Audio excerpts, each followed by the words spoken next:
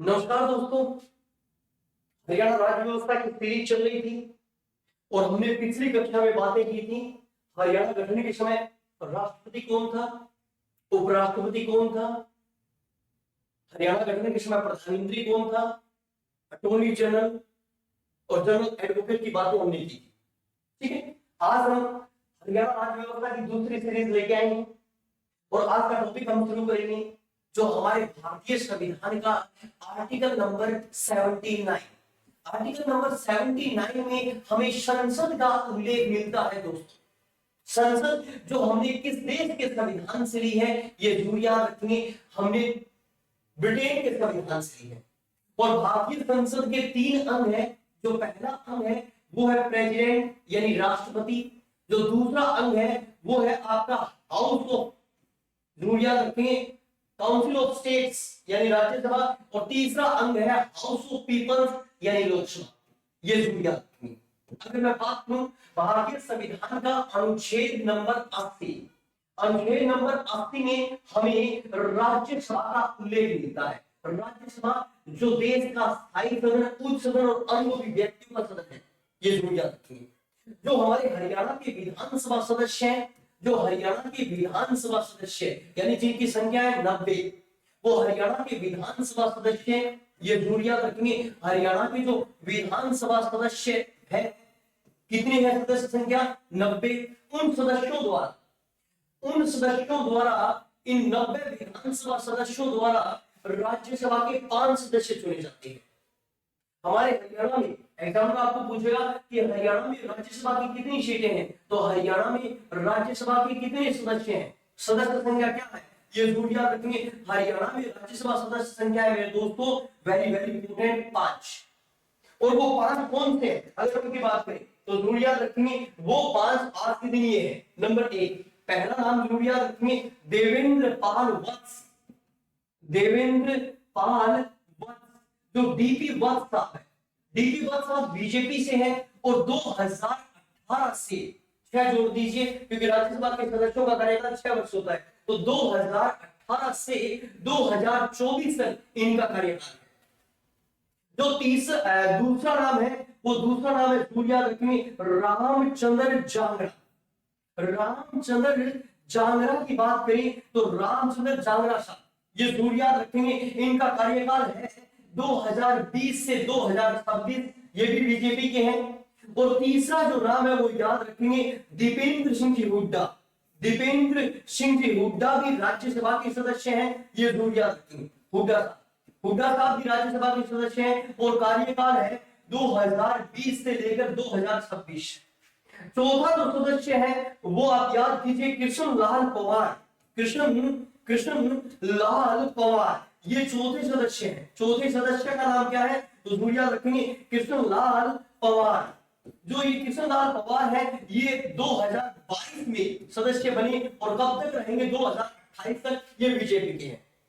और जो 5वां सदस्य है उसका नाम जरूर याद रखेंगे, कार्तिकेय शर्मा। कार्तिकेय शर्मा जो है वो 5वें राज्यसभा के मेंबर है और ये भी 2022 में बने हैं, तो जरूर याद रखेंगे। आज हरियाणा में राज्यसभा की कितनी सीटें हैं, आज हरियाणा में राज्यसभा की 5 सीटें हैं। जो एक सीट है वो जरूर याद रखेंगे बीजेपी की, भारतीय जनता पार्टी की। नंबर 2 भी सीट कौन सी है तो बीजेपी की। और दीपेंद्र सिंह जी हुड्डा है जो कांग्रेस से, INC।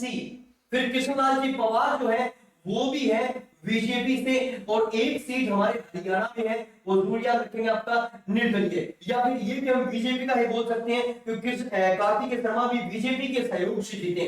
किसके सहयोग से तो बीजेपी के सहयोग से जीते। ये वर्तमान हरियाणा में राज्यसभा की सीटें हैं, 5 सीटें हैं। और इन विधान राज्यसभा के सदस्यों का निर्वाचन कौन करते हैं, विधानसभा के MLA, यानी हमारे हरियाणा के जो 90 MLA वो इनका निर्वाचन करते हैं। अब एक विशेष प्रश्न बन जाता है, ये जरूर याद रखेंगे, राज्यसभा के सदस्यों का निर्वाचन,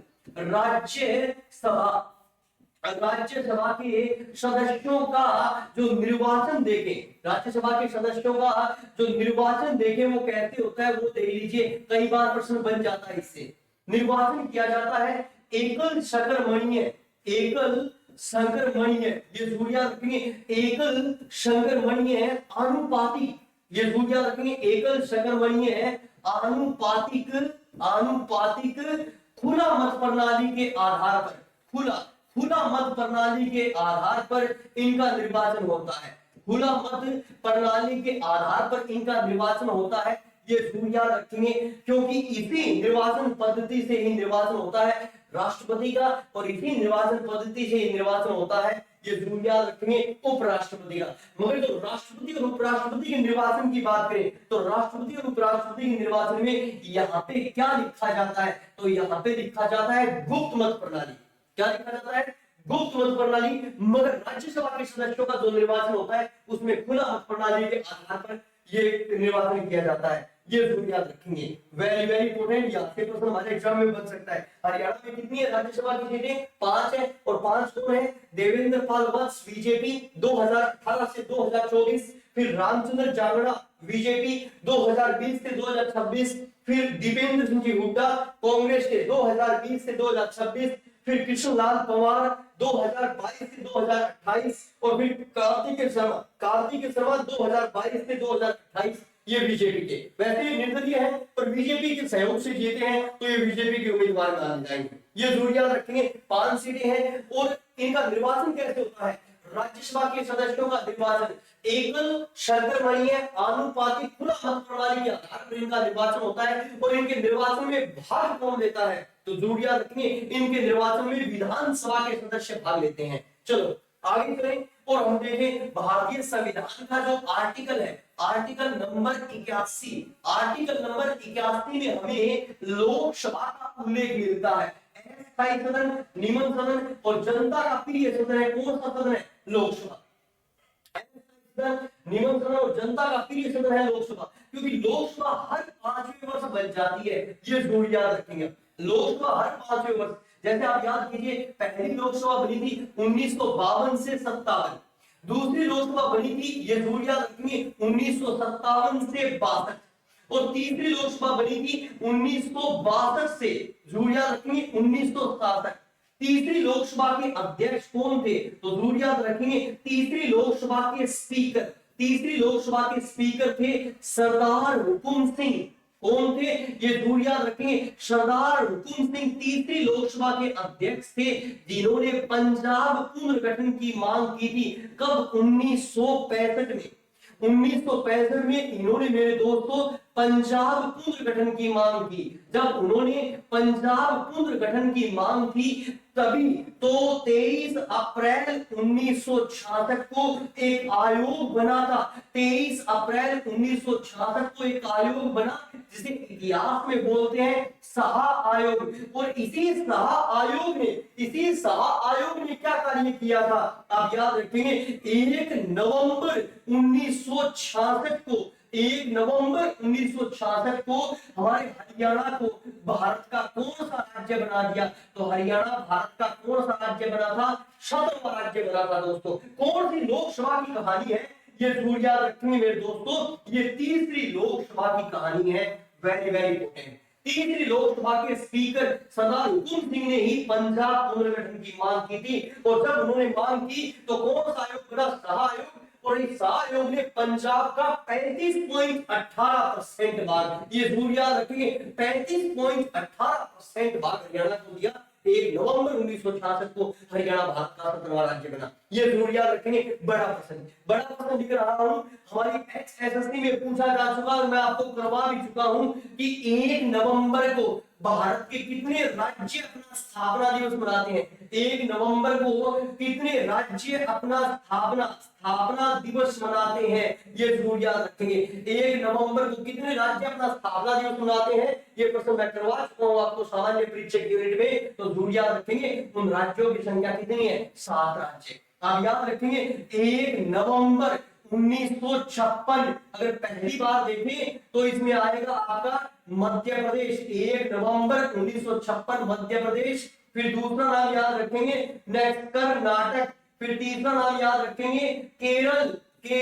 और चौथा नाम जो आप याद रखेंगे वो आंध्र प्रदेश है। आप कहोगे सर आंध्र प्रदेश तो 1 अक्टूबर 1953 को बना था, मगर आंध्र प्रदेश पूर्ण राज्य के रूप में कब स्थापित हुआ था? तो 1 नवंबर 1956।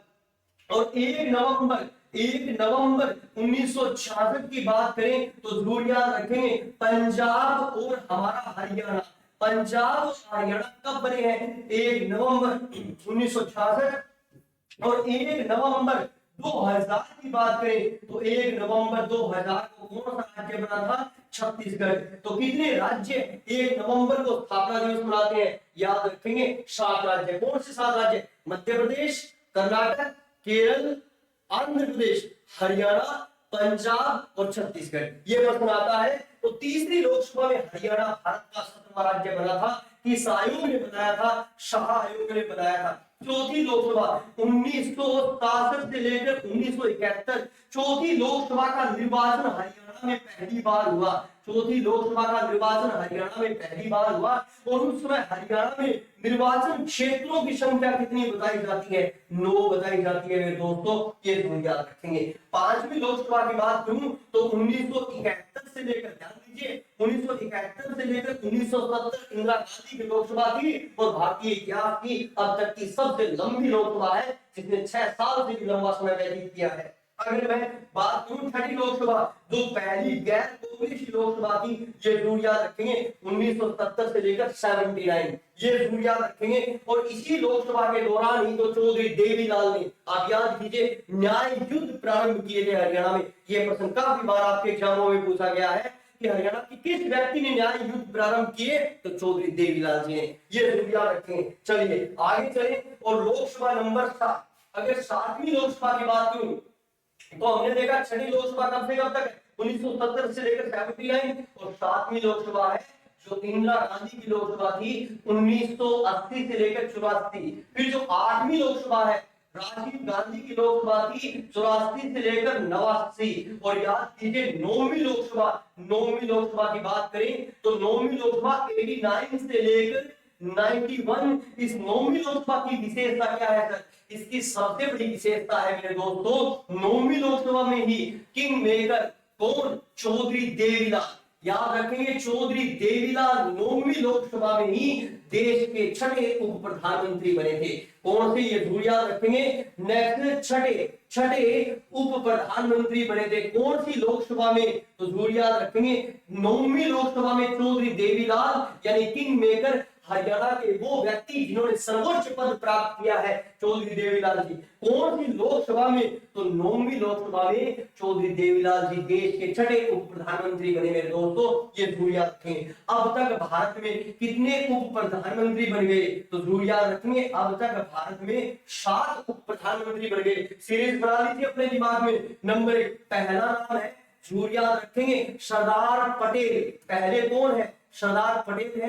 और दूसरे कौन है? तो जरूर याद रखेंगे दूसरे जो प्रधानमंत्री थे उन्हें मोरारजी देसाई कहा जाता है। मोरारजी देसाई, मोरारजी देसाई, ये जरूर याद रखेंगे दूसरे उप प्रधानमंत्री थे। तीसरे जो प्रधानमंत्री थे चौधरी चरण सिंह, ये जरूर याद रखेंगे चौधरी चरण सिंह तीसरे उप प्रधानमंत्री थे।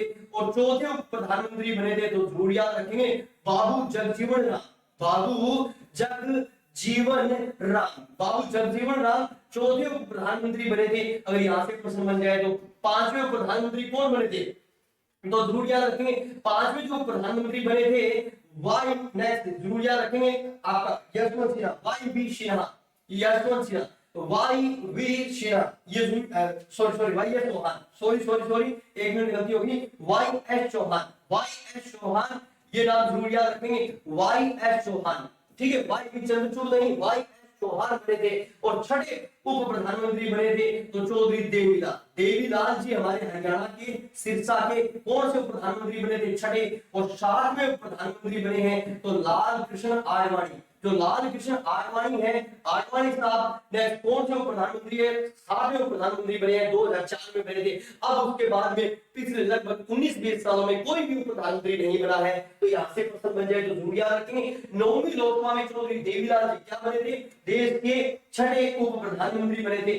10वीं लोकसभा की बात करें तो पीवी नरसिम्हा राव की लोकसभा थी 1991 से लेकर 96। उसका कार्यकाल था कितना था? 1991 से लेकर 96। और 11वीं लोकसभा की बात करें तो अटल बिहारी वाजपेयी जी, 11वीं लोकसभा में अटल बिहारी वाजपेयी जी क्या बने थे, हमारे देश के प्राइम मिनिस्टर बने थे। उनके बाद में इंद्र कुमार गुजराल, उनके बाद में एचडी देवगौड़ा प्राइम मिनिस्टर बने थे। 12वीं लोकसभा 1998 से लेकर, जरूर याद रखेंगे, 1999 अटल जी दूसरी बार प्रधानमंत्री बने थे। अगर मैं 13वीं लोकसभा की बात करूं तो जरूर याद रखेंगे, 13वीं लोकसभा 1999 से लेकर 2004 अटल जी तीसरी बार प्रधानमंत्री बने थे। अगर हम बात करें 14वीं लोकसभा, 14वीं लोकसभा की बात करें तो 2004 से लेकर 2009 चौधरी, आप याद रखेंगे डॉक्टर मनमोहन सिंह, डॉक्टर मनमोहन सिंह देश के प्राइम मिनिस्टर बने। और 15वीं लोकसभा की बात करें तो 15वीं लोकसभा में भी 2009 से लेकर 2014 डॉक्टर मनमोहन सिंह ही प्रधानमंत्री बने। 16वीं लोकसभा में प्राइम मिनिस्टर बने नरेंद्र दामोदर दास मोदी, ये जरूर याद रखेंगे, 2014 से 2019। और अब जो चल रही है वो कौन सी लोकसभा, तो 2019 से अब तक कौन सी लोकसभा चल रही है मेरे दोस्तों, 17वीं लोकसभा चल रही है, ये जरूर याद रखेंगे। अब 17वीं लोकसभा की थोड़ी सी कहानी देखें और 2% बन जाए। इस बार जो लोकसभा की 10 सीटें हरियाणा में है, हरियाणा में लोकसभा की कितनी सीटें हैं, याद रखेंगे, हरियाणा में लोकसभा की जरूर याद रखेंगे, लोकसभा की 10 सीटें, हरियाणा में लोकसभा की 10 सीटें, ये जरूर याद रखेंगे, ठीक है। जिसमें से एक आपकी कौन सी, सिरसा, और एक आपकी कौन सी है तो जरूर याद रखेंगे अंबाला। ये दोनों सीटें आपकी है दोस्तों आरक्षित। कितनी सीटें आरक्षित है, तो 2 सीटें 10 में से आरक्षित है। और कौन कौन सी 2 सीटें आरक्षित है, तो एक तो सिरसा और एक अंबाला, ये 2 सीटें आरक्षित है, ये जरूर याद रखेंगे। चलिए आगे चलेंगे और आगे वाला प्रश्न बनाएंगे, तो ये देख लेंगे नेक्स्ट, कौन कौन से सांसद है, कहां से जीते हैं, क्या स्टेटस है, वो थोड़ा सा और चेक कर लेते हैं, आइए, ठीक है। अगर बात करें अंबाला, ये 10 सांसद जिनसे संबंधित प्रश्न बनते हैं, नंबर 1 याद रखेंगे अंबाला के सांसद कौन है, याद कीजिए अंबाला के सांसद रतन लाल कटारिया,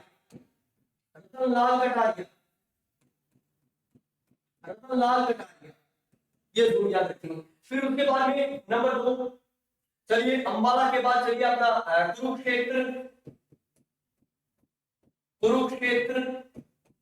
कुरुक्षेत्र, तो जरूर याद रखेंगे नायब सिंह सैनी, ये जरूर याद रखेंगे। फिर चलिए करनाल, तो जरूर याद रखेंगे करनाल से संजय भाटिया,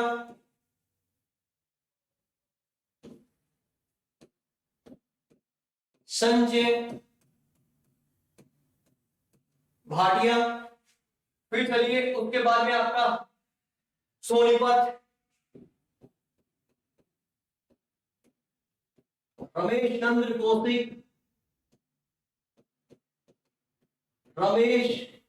चंद्र कौशिक। फिर चलिए फरीदाबाद,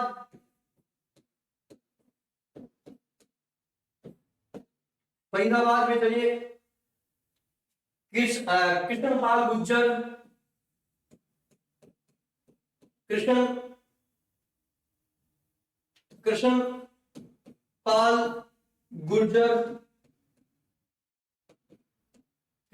गुर्जर।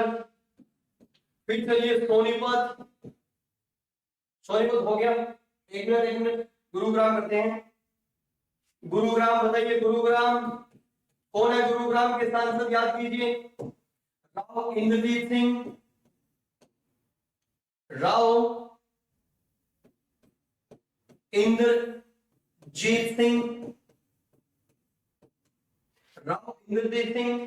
फिर चलिए नेक्स्ट नंबर 7 भिवानी, श्री धर्मवीर,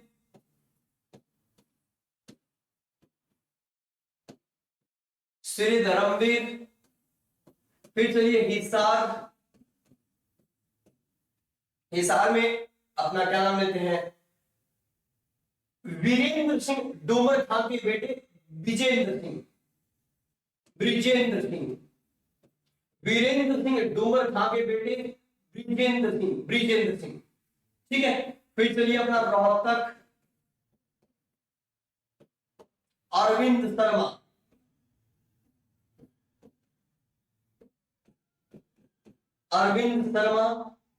फिर चलिए 10 नंबर सिरसा,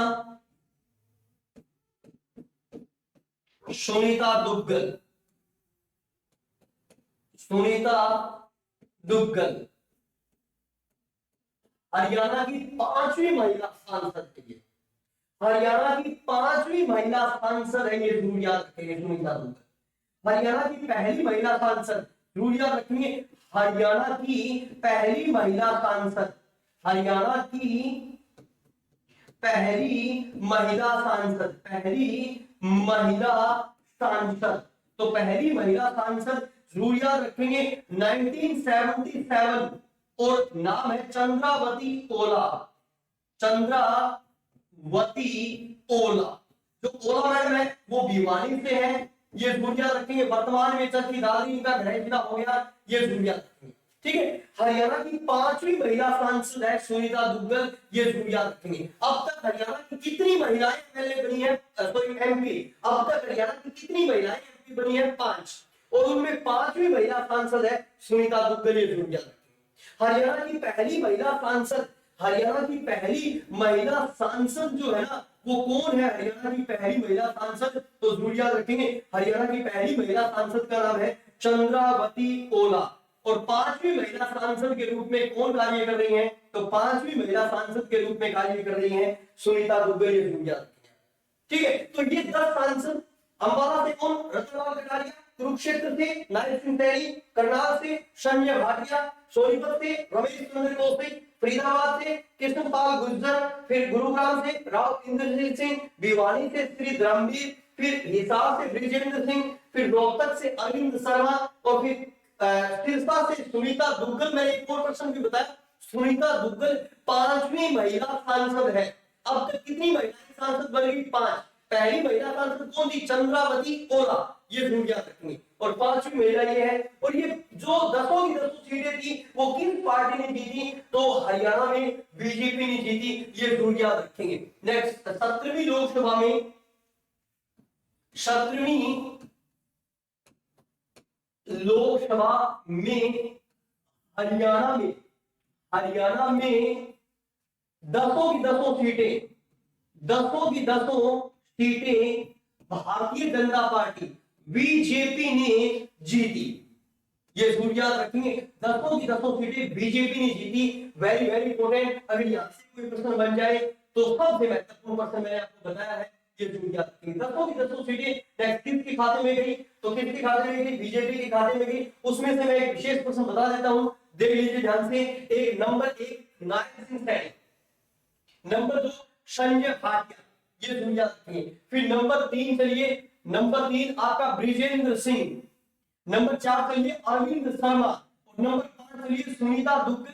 ये 5 व्यक्ति वो है जो 17वीं लोकसभा में पहली बार जीते हैं। जबकि ये 5 व्यक्ति, और 5 व्यक्ति, रतनलाल कटारिया, उसके बाद में चलिए आपका रमेश चंद्र कौशिक, कृष्णपाल गुर्जर, राव इंद्रजीत सिंह और श्री धर्मवीर, ये लगातार 16वीं और 17वीं बार में जीते हैं। मगर ये 5 व्यक्ति वो है जो 17वीं लोकसभा में पहली बार जीते हैं। ये भी प्रश्न बन सकता है कि इस बार 5 व्यक्ति पहली बार जीते। मगर एक विशेष प्रश्न बना रहा हूं मैं, जरूर याद रखेंगे। 17वीं लोकसभा की बात करें, ध्यान दीजिए, 17वीं लोकसभा में,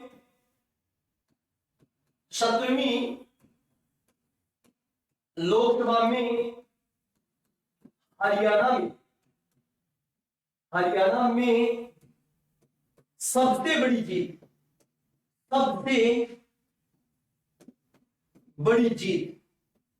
अब सबसे बड़ी जीत हरियाणा में हुई थी, वो जरूर याद रखें, करनाल से जीते थे। और करनाल से कौन जीते थे? संजय भाटिया जीते थे। और कितने वोटों से संजय भाटिया जीते हैं? तो जरूर याद रखेंगे, संजय भाटिया 6,59,000 वोटों से जीते हैं। कितने वोटों से? संजय भाटिया साहब 6,59,000 वोटों से जीते हैं। तो 17वीं लोकसभा की हरियाणा की सबसे बड़ी जीत किसकी थी? संजय भाटिया की थी। ये भी प्रश्न बन सकता है। और जरूर याद रखेंगे, 17वीं लोकसभा में हरियाणा में 17वीं लोकसभा में हरियाणा में सबसे छोटी जीत, हरियाणा में सबसे छोटी जीत, सबसे छोटी जीत, छोटी जीत, ये जरूर याद रखेंगे। 17वीं लोकसभा में हरियाणा में सबसे छोटी जीत किसकी है? तो वेरी वेरी इंपॉर्टेंट, और नाम याद क्या रखना आपको, अरविंद शर्मा। कहां से? रोहतक से अरविंद शर्मा जीते। कितने वोटों से? 7508 वोटों से जीते थे, और जीतने वाले शख्स का नाम था अरविंद शर्मा। अरविंद शर्मा जीते थे, ये जरूर याद रखेंगे, 7508 वोटों से। ठीक है, अब एक बड़ा प्रश्न याद रखेंगे, 17वीं लोकसभा में, 17वीं लोकसभा में, इस प्रश्न को समझेंगे अच्छी तरह से। 17वीं लोकसभा में हरियाणा का बड़ा निर्वाचन क्षेत्र, हरियाणा का बड़ा निर्वाचन क्षेत्र, निर्वाचन क्षेत्र, ठीक है। 17वीं लोकसभा में हरियाणा का छोटा निर्वाचन क्षेत्र, छोटा निर्वाचन क्षेत्र, तो बता दीजिए बड़ा निर्वाचन क्षेत्र कौन सा है? हरियाणा का 17वीं लोकसभा में सबसे बड़ा निर्वाचन क्षेत्र कौन सा है? तो जरूर याद रखेंगे, बड़ा निर्वाचन क्षेत्र हरियाणा का है मेरे दोस्तों फरीदाबाद, फरीदाबाद। और 17वीं लोकसभा में छोटा निर्वाचन क्षेत्र कौन सा है? तो जरूर याद रखेंगे सोनीपत, सोनीपत, ठीक है। यानी बड़ा निर्वाचन क्षेत्र किस बेस पे? तो दोस्तों बड़ा निर्वाचन क्षेत्र लोकसभा, आपने नाम क्या लिखा? आपने नाम लिखा लोकसभा, यानी लोगों की सभा। तो सबसे ज्यादा लोग किस निर्वाचन क्षेत्र में है, यानी वोट डालने वाले सबसे ज्यादा किस निर्वाचन क्षेत्र में है? तो फरीदाबाद में सबसे ज्यादा है, और सोनीपत में सबसे कम है। इसी तरह से जरूर याद रखेंगे, 17वीं लोकसभा में, 17वीं लोकसभा में हरियाणा का क्षेत्रफल की दृष्टि से, क्षेत्रफल की दृष्टि से, या 17वीं लोकसभा में हरियाणा का क्षेत्रफल की दृष्टि से, क्षेत्रफल की दृष्टि से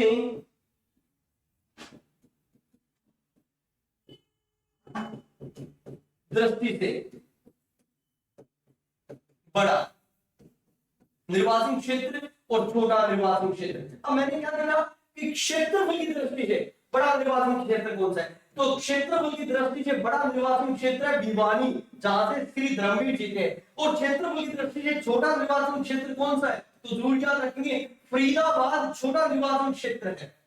मेरे कुछ दोस्तों ने, जिन्होंने हरियाणा जीके की बुक लिख रखी है, उन्होंने कुछ इस तरह की परिभाषा लिख रखी है कि हरियाणा का बड़ा निर्वाचन क्षेत्र जनसंख्या की दृष्टि से। अरे जब लोकसभा की बात कर रहे हैं तो दोबारा जनसंख्या लिखने की आवश्यकता नहीं, क्योंकि लोकसभा लोगों का सदन है, लोकसभा लोगों का सदन है। तो लोकसभा का हरियाणा का सबसे बड़ा निर्वाचन क्षेत्र आपसे पूछे तो लोकसभा का सबसे बड़ा निर्वाचन क्षेत्र हरियाणा में कौन सा है?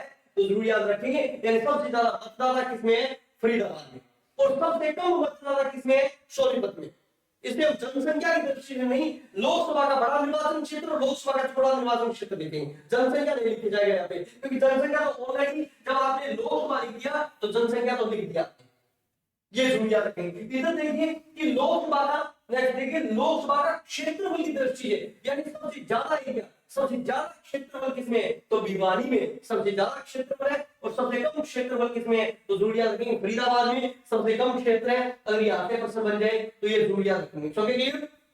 चलो, तो ये सारे प्रश्न हमने बनाए लोकसभा के, 10 में 10 सांसद हमने ले लिए, और फिर हमने देख लिया कि हरियाणा में लोकसभा की कितनी सीटें आरक्षित है। ध्यान दीजिए, आरक्षित 2 सीटें 10 में से। कौन सी 2 सीटें आरक्षित है? तो सिरसा और अंबाला आरक्षित है, ये जरूर याद रखेंगे, ठीक है। फिर उसके बाद में 10 में 10 जो सांसद जीते वो हमने देख लिया। फिर हमने देख लिया कि सबसे बड़ी जीत किसकी हुई। ध्यान दीजिए, सबसे बड़ी जीत किसकी हुई? तो सबसे बड़ी जीत किसकी हुई थी?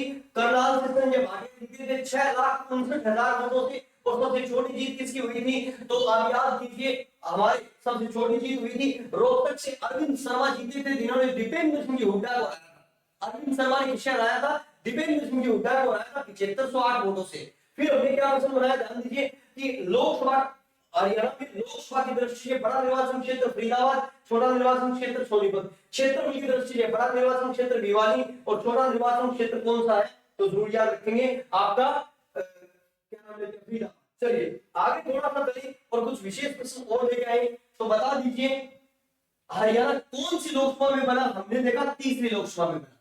हरियाणा कौन सी लोकसभा में बना, तीसरी लोकसभा में बना। अब तक हरियाणा की कितनी महिलाएं सांसद बनी है, अब तक हरियाणा की कितनी महिलाएं सांसद बनी है, तो मैंने बताया 5 महिलाएं सांसद बनी है। पहली महिला सांसद कौन बनी थी, तो चंद्रावती ओला पहली महिला सांसद थी, और 5वीं महिला सांसद बनी है इस बार सुनीता दुग्गल। 5वीं महिला सांसद कौन है, तो जरूर याद रखेंगे सुनीता दुग्गल 5वीं महिला सांसद है, ये प्रश्न बन जाए। तो चलिए अब एक बड़ा प्रश्न मैं आपके लिए बना रहा हूं और आप वो प्रश्न याद रखेंगे। यानी तीसरी लोकसभा में हरियाणा बना, चौथी लोकसभा का निर्वाचन हरियाणा में पहली बार हुआ, और फिर आगे वाला प्रश्न हमने बनाया कि नौवीं लोकसभा में चौधरी देवीलाल देश के छठे उप प्रधानमंत्री बने, और 17वीं लोकसभा में जो 10 सीटें वो 10 की 10 सीटें बीजेपी के खाते में गई। यानी हरियाणा गठन से लेकर अब तक, ध्यान दीजिए हरियाणा गठन से लेकर अब तक की मैं बात करूं तो ऐसा प्रश्न बन सकता है कि हरियाणा का वो कौन सा व्यक्ति जिसने लोकसभा में उच्च स्थान प्राप्त किया, तो ये जरूर याद रखेंगे हरियाणा का कोई भी व्यक्ति अब तक प्राइम मिनिस्टर नहीं बना है, हरियाणा का कोई भी व्यक्ति अब तक लोकसभा अध्यक्ष नहीं बना है, पर एक व्यक्ति वो है जो देश का उप प्रधानमंत्री बना है, और उन्हें हम ताऊ कहते हैं, किंग मेकर कहते हैं, जननायक कहते हैं, शेरे हरियाणा कहते हैं, नेक्स्ट हरियाणा का विषम पितामह कहते हैं, यानी चौधरी देवीलाल। चौधरी देवीलाल वो है जिन्होंने लोकसभा में सबसे बड़ा स्थान हासिल किया है, ये जरूर याद रखेंगे। चलिए अब उसके बाद में देखिए भारतीय संविधान का हमने अनुच्छेद 79 कर लिया, 80 कर लिया, 81 कर दिया, फिर मैंने 89 करवा दिया, यानी अपना राज्यसभा का चेयरमैन हरियाणा का कोई भी व्यक्ति नहीं बनाया। फिर मैंने आपको 93 भी करवा दिया जिसमें स्पीकर का वर्णन है, तो हरियाणा का कोई भी व्यक्ति स्पीकर नहीं बना है। फिर आप कहोगे सर हरियाणा गठन के समय स्पीकर कौन थे, तो आप याद कीजिए मैंने पूरी कहानी बताई थी कि हरियाणा कौन सी लोकसभा में बना था, तीसरी लोकसभा में बना था। उस समय हरियाणा गठन के समय स्पीकर कौन थे, तो उनका नाम था सरदार हुकुम सिंह, और उन्होंने ही तो कहा था कि पंजाब को दोबारा बनाओ। जब उन्होंने पंजाब पुनर्गठन की मांग रखी थी तभी तो सहायोग बना था, और इसी सहायोग ने हरियाणा बनाया था। ये याद रखें हरियाणा गठन के समय लोकसभा अध्यक्ष की बातें हो गई और राज्यसभा के सदस्यों की बातें हो गई, फिर हमने उप प्रधानमंत्री की बातें कर ली, फिर हमने ये कुछ विशेष प्रश्न भी बना लिए। अब चलते हैं आगे, और भारतीय संविधान का आर्टिकल नंबर 124, ध्यान दीजिए आर्टिकल नंबर 124 में क्या है, आर्टिकल नंबर 124 में है देश की सबसे बड़ी न्यायपालिका यानी सुप्रीम कोर्ट यानी सर्वोच्च न्यायालय, सुप्रीम कोर्ट यानी सर्वोच्च न्यायालय, ये जरूर याद रखेंगे। यहां से प्रश्न हमारे एग्जाम में बन चुके हैं, वेरी वेरी इंपॉर्टेंट। ठीक है, सर्वोच्च न्यायालय की स्थापना कब हुई, तो हम सभी ने पढ़ रखा है कि सर्वोच्च न्यायालय की स्थापना कब हुई थी, 28 जनवरी 1950 को सुप्रीम कोर्ट की स्थापना हुई थी। सुप्रीम कोर्ट के पहले न्यायाधीश यानी first chief justice of India, पहले न्यायाधीश कौन थे, तो एच.जे. कानिया, याद रखें सुप्रीम कोर्ट के पहले न्यायाधीश का नाम क्या था, एच.जे. कानिया सुप्रीम कोर्ट के पहले न्यायाधीश थे। अगर ये तो हो गया प्रथम, अगर आपसे पूछ ले तो, और वर्तमान समय की बात करें तो वर्तमान समय में सुप्रीम कोर्ट के न्यायाधीश कौन है, सितंबर 2022 से डी.वाई. चंद्रचूड़, ये दुनिया रखेंगे डी.वाई. चंद्रचूड़। ये चंद्रचूड़ महोदय जो है, डी.वाई. चंद्रचूड़ जो महोदय है वो वर्तमान चीफ जस्टिस ऑफ इंडिया है। पर ये हमारा प्रश्न नहीं बनेगा, आपका प्रश्न क्या बनेगा वो याद रखेंगे। नेक्स्ट हरियाणा गठन के समय, याद रखेंगे हरियाणा गठन के समय, हरियाणा गठन के समय, यानी मैं बात कब की कर रहा हूं, 1 नवंबर 1966 को सुप्रीम कोर्ट के मुख्य न्यायाधीश कौन थे, भारत के मुख्य न्यायाधीश कौन थे, ये याद रखेंगे। भारत के मुख्य न्यायाधीश कौन थे, बता दीजिए हरियाणा गठन के समय भारत के मुख्य न्यायाधीश कौन थे, हरियाणा गठन के समय भारत के मुख्य न्यायाधीश, तो इनका नाम था काकू सुब्बा राव, काकू सुब्बा राव, के.एस. राव जिन्हें हम कहते हैं काकू सुब्बा राव के समय हरियाणा 1 नवंबर 1966 को भारत का 7वां राज्य बना था। अगर ये प्रश्न आपके एग्जाम में बन जाए तो जरूर याद रखेंगे। वर्तमान में D Y. Chandrachud D Y Chandrachud आज वर्तमान में चीफ जस्टिस ऑफ इंडिया है। और पहले चीफ जस्टिस ऑफ इंडिया कौन थे? तो जरूर याद रखें, पहले चीफ जस्टिस ऑफ इंडिया थे आपके एस जे कानिया। मगर सुप्रीम कोर्ट की बात करें और हम नेक्स्ट बात न करें तो आप जरूर याद रखेंगे सूर्यकांत त्रिपाठी। ये नाम विशेष है और विशेष क्यों है उसकी भी बातें हम करेंगे। सूर्यकांत त्रिपाठी, ये सूर्यकांत त्रिपाठी से संबंधित प्रश्न क्या बनेगा? इनका जो जन्म हुआ है वो पेटवाड़ गांव में हुआ है। किस गांव में? पेटवाड़। पेटवाड़ कहां पे है? हिसार। इनसे प्रश्न बनेगा बड़ा जबरदस्त। ये भविष्य में चीफ जस्टिस ऑफ इंडिया बनेंगे। तो प्रश्न बनेगा, ये जरूर याद रखेंगे, किसान परिवार में जन्मा, किसान परिवार में जन्मा, पहला चीफ जस्टिस ऑफ इंडिया बनेगा हिसार। प्रथम मुख्य न्यायाधीश बनेंगे ये, प्रथम मुख्य न्यायाधीश बनेंगे। ये जरूर याद रखेंगे। सूर्यकांत त्रिपाठी कहां से संबंध रखते हैं? आपने सुना होगा पेटवाड़ गांव। पेटवाड़ गांव कहां पे? अपने हिसार में है। ठीक है, तो ये एक आगे भविष्य का प्रश्न है, हमारे जीए का प्रश्न बनेगा। एग्जाम में ऐसा प्रश्न पूछ सकता है कि किसान परिवार में जन्मा कौन सा व्यक्ति चीफ जस्टिस ऑफ इंडिया बन सकता है? तो उनका नाम है सूर्यकांत त्रिपाठी। ये नाम जरूर याद रखेंगे। कहां से संबंध रखते हैं? ये पेटवाड़ से संबंध रखते हैं। तो पेटवाड़ से संबंध रखते हैं तो ये विशेष प्रश्न हमारा बन जाएगा और आपको ये प्रश्न याद रखना है मेरे दोस्तों, वेरी वेरी इंपॉर्टेंट। चलिए इसी सीरीज में हम चले तो हम बात करेंगे भारतीय संविधान का अनुच्छेद 148, नियंत्रक एवं महालेखा परीक्षक, इन्हें बोलते हैं CAG, CAG, controller auditor general. क्या काम होता है सर? ये कौन होता है? ये हमारे भारत का पहला लेखा अधिकारी, भारत का पहला लेखा अधिकारी। ये दुनिया में ठीक। और कौन थे हमारे देश के पहले कैग? प्रथम कैग का क्या नाम था? तो जरूर याद रखेंगे, प्रथम कैग थे वी नरहरि राव।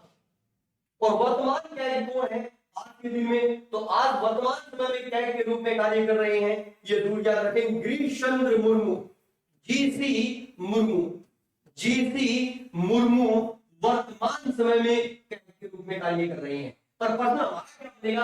हमारा एक छोटा सा प्रश्न बनेगा, जो प्रश्न आपको याद रखना है, हरियाणा गठन के समय, हरियाणा गठन के समय अर्थात 1 नवंबर 1966 को कैग कौन थे?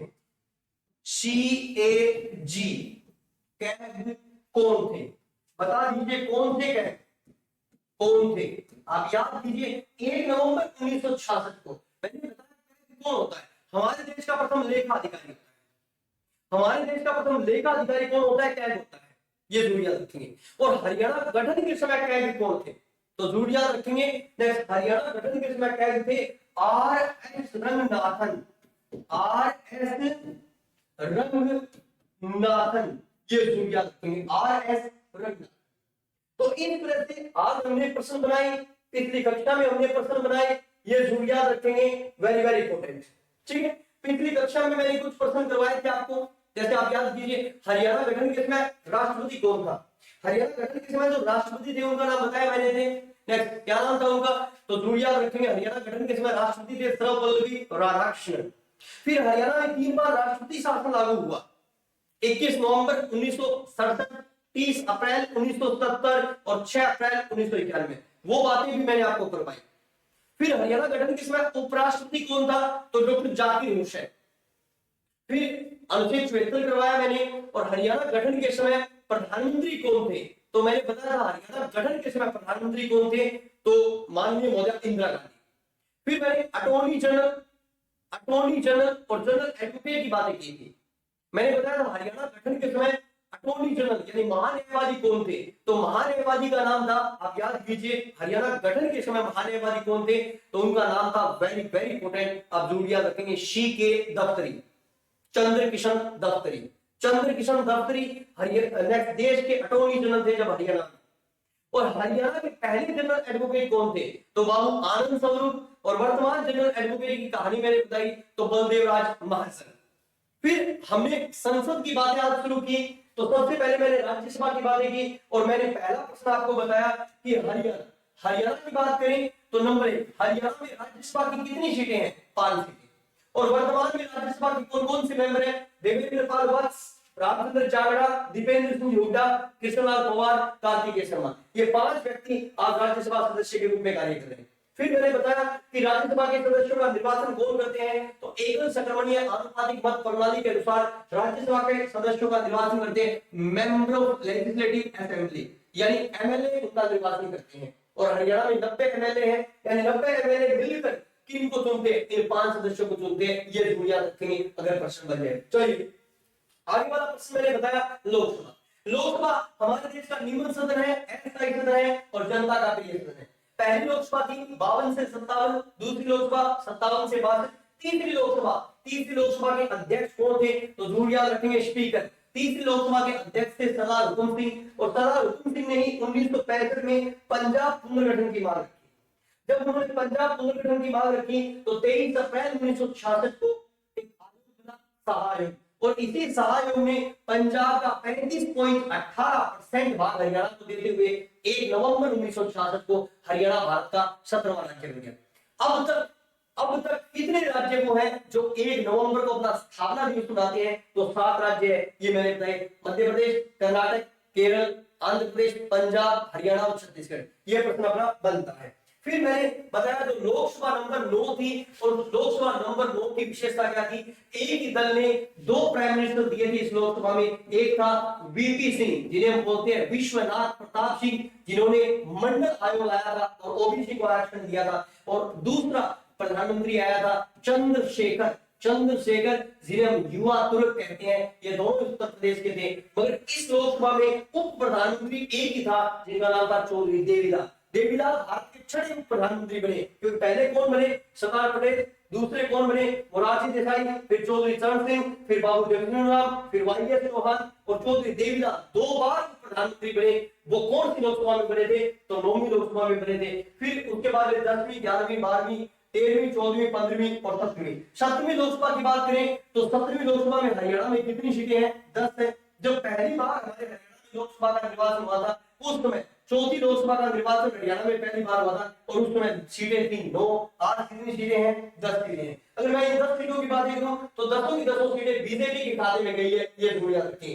10 में से 2 सीटें आरक्षित है। कौन कौन सी आरक्षित है, एक सिरसा और एक अम्बाला, ये दुनिया रखें। और ये 10 सांसद है, अम्बाला से रतनलाल कटारिया, कुरुक्षेत्र से नारायण सिंह सैनी, करनाल से संजय भाटिया, सोनीपत से रमेश चंद्र कौशिक, फरीदाबाद से कृष्णपाल गुर्जर, गुड़गांव से राव इंद्रजीत सिंह, भिवानी से श्री धर्मवीर, हिसार से ब्रिजेंद्र सिंह, रोहतक की बात करूं तो रोहतक से अरविंद शर्मा, और जरूर याद रखेंगे आपके सिरसा से सुनीता दुग्गल की विशेषता मैंने बताई कि ये 5वीं महिला सांसद है। अब तक कितनी महिलाएं सांसद हरियाणा में बनी है टोटल, 1966 से लेकर अब तक, तो 5 महिलाएं। और पहली महिला सांसद कौन बनी थी, तो चंद्रावती ओला बनी थी, जो चौधरी बंसीलाल जी को हराकर बनी थी। और चंद्रावती ओला दारावास चौकीदार थे, ये जरूर याद रखेंगे। आगे चलकर इन्होंने लेफ्टिनेंट गवर्नर के रूप में भी कार्य किया है, ये भी जरूर याद रखेंगे। फिर मैंने बताया कि 17वीं लोकसभा की 10 सीटें और 10 की 10 सीटें किस पार्टी के खाते में गई, तो भारतीय जनता पार्टी के खाते में गई, ये जरूर याद रखेंगे। फिर मैंने कहा कि लोकसभा की बात करें तो लोकसभा की सबसे बड़ी जीत इस बार किसकी हुई थी, संजय भाटिया, 6,59,000 वोटों से जीते थे करनाल से। इस बार लोकसभा की सबसे छोटी जीत जो अपने हरियाणा की हुई थी, वो किसकी हुई थी, तो जरूर याद रखेंगे अरविंद शर्मा 7508 वोटों से जीते थे। और कहां से जीते थे, रोहतक से। हरियाणा में लोकसभा का सबसे बड़ा निर्वाचन क्षेत्र कौन सा है, तो जरूर याद रखेंगे फरीदाबाद। सबसे छोटा निर्वाचन क्षेत्र कौन सा है, सोनीपत। फिर मैंने बताया लोकसभा में क्षेत्रफल की दृष्टि से बड़ा निर्वाचन क्षेत्र कौन सा है, तो जरूर याद रखेंगे भिवानी, और क्षेत्रफल की दृष्टि से छोटा निर्वाचन क्षेत्र कौन सा है, तो फरीदाबाद। ये प्रश्न हमारे बन जाते हैं। फिर सुप्रीम कोर्ट की बात है कि सुप्रीम कोर्ट के पहले न्यायाधीश कौन थे, एस जे कानिया, और वर्तमान न्यायाधीश कौन है, तो डी वाई चंद्रचूड़। ये जरूर याद रखेंगे। फिर हरियाणा गठन के समय सुप्रीम कोर्ट के न्यायाधीश कौन थे, तो उनका नाम था काकू सुब्बा राव। काकू सुब्बा राव उनका नाम था, ये जरूर याद रखेंगे। तो एक मैंने विशेष प्रश्न आपके लिए बनाया जो आपको याद रखना है, नाम है सूर्यकांत त्रिपाठी, पेटवाड़। पेटवाड़ हिसार में जन्मे हुए हैं, किसान परिवार में जन्मा, पहला सुप्रीम कोर्ट का न्यायाधीश बन सकता है भविष्य में, ये जरूर याद रखेंगे। तो ये अच्छे बड़ा प्रश्न हमारा बन सकता है। फिर मैंने बात की कैग, नियंत्रक एवं बाध्यता प्रशिक्षक की बात की, जिन्हें हम बोलते हैं controller auditor general. Next CAG के बारे में कहा गया कि हमारे देश का प्रथम लेखा अधिकारी होता है, और पहला कैग कौन था, तो वी नरहरि राव पहला कैग था, और वर्तमान कैग कौन है, गिरीश चंद्र मुर्मू। हरियाणा गठन के समय कैग कौन था, तो जरूर याद रखेंगे आर एस रंगनाथन, हरियाणा गठन के समय कैग थे मेरे दोस्तों। तो ये हमने संघ शासन व्यवस्था, हरियाणा में संघ शासन व्यवस्था के प्रश्न बनाए पिछले 2 कक्षाओं में। अगली 2 कक्षा होगी तो वो हम प्रॉपर गवर्नर से शुरू करेंगे, यानी भारतीय संविधान के आर्टिकल नंबर 152 से शुरू करेंगे। तो मेरे दोस्तों आपको मेरी पसंद मैं जरूर पसंद आ रही होगी। जय हिंद, नमस्कार दोस्तों।